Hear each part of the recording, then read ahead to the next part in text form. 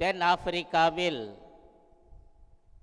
பியஸ்டோபான் என்ற இடத்தில் நடந்த நிகழ்வு.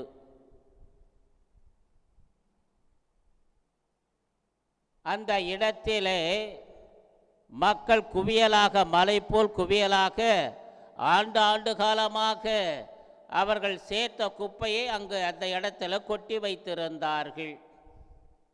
ஒரே துர்நாற்றம், அந்த வழியாக மக்கள் செல்லவே முடியாது, அந்த அளவுக்கு துர்நாற்றம் வீசியது. ஒரு நாள் திடீரென கனமழை பெய்ய ஆரம்பித்தது.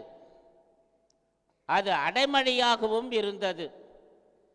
கனமழையும் அடைமழையுமாக இருந்த காரணத்தினால மலை போல குவிந்திருந்த அந்த குப்பைகள், மக்கி போயிருந்த குப்பைகள் அனைத்தும் அடித்து செல்லப்பட்டன மழையில்.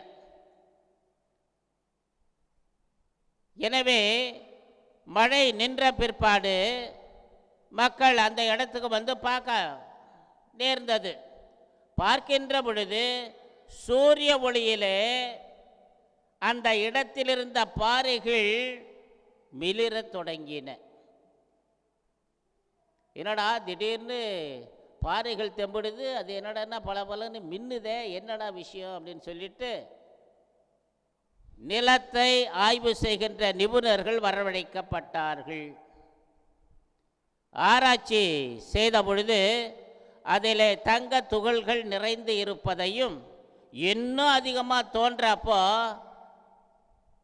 வைர சுரங்கமே அது உள்ளார இருந்துதான். இவ்வளவு நாட்களாக இந்த குப்பைகள் இதை அடைத்து மறைத்து வைத்திருந்ததே என்று நினைத்து அதை தோண்ட ஆரம்பித்தார்கள். அன்புக்குரியவர்களை, நமக்குள்ளும் இறைவனின் சாயல் என்ற விளக்கு இருக்கிறது. அந்த இறைவனின் சாயல் என்ற விளக்கை ஊனியல்பு வாழ்வின் வழியாக நாம் அவற்றை மரக்கால போட்டு மூடி வைத்திருக்கிறோம். எப்படி அந்த குப்பை கூழான்களை மழையானது அடித்து சென்று அங்கு இருந்த வைர சுரங்கத்தை வெளிப்படுத்தியதோ, தங்கத்தை வெளிப்படுத்தியதோ, அதுபோன்று ஆவியின் அருளால் நாம் வாழுகின்ற, நாம் செயல்படுகின்ற அந்த ஊனியல்பின் செயல்களை நாம் அகற்றுகின்ற பொழுது நாமும் ஒளிர ஆரம்பிப்போம். அன்புக்குரியவர்களே, எனவே ஒளியின் மக்களாக வாழுங்கள் என்று எபேசியருக்கு எழுதிய நிருபத்திலே புனித பவுலடியார் அழகாக சொல்லுகிறார். அப்ப ஒளியின் மக்களாக நாம் வாழ வேண்டும் என்றால் எதற்கு முக்கியத்துவம் கொடுக்க வேண்டும்? ஆவியினுடைய செயல்பாடுகளுக்கு முக்கியத்துவம் கொடுக்க வேண்டுமே ஒழிய ஊனியல்பின் செயல்பாடுகளுக்கு அல்ல. ஆனால் நம்ம என்ன செய்கிறோம்?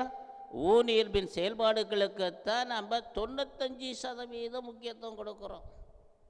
ஆவியருடைய செயல்பாடுகளுக்கு ஒரு 5% போனா போதுங்கிற மாதிரி நம்ம செயல்பட்டு கொண்டு இருக்கிறோம். எனவே அன்புக்குரியவர்களை, இன்றைய திருப்பலியிலே சிறப்பான விதத்திலே இந்த ஊனியல்பின் செயல்பாடுகளை அகற்றிவிட்டு ஆவியினுடைய செயல்பாடுகளுக்கு முக்கியத்துவம் கொடுத்து ஒளியின் மக்களாக வாழுகின்ற உன்னதமான நிலைக்காக இன்றைய திருப்பலியிலே வல்ல தேவனிடம் ஜெபிப்போம். இறைவன் நம் ஒவ்வொருவரையும் நிறைவாக ஆசீர்வதிப்பாராக. ஆமேன்.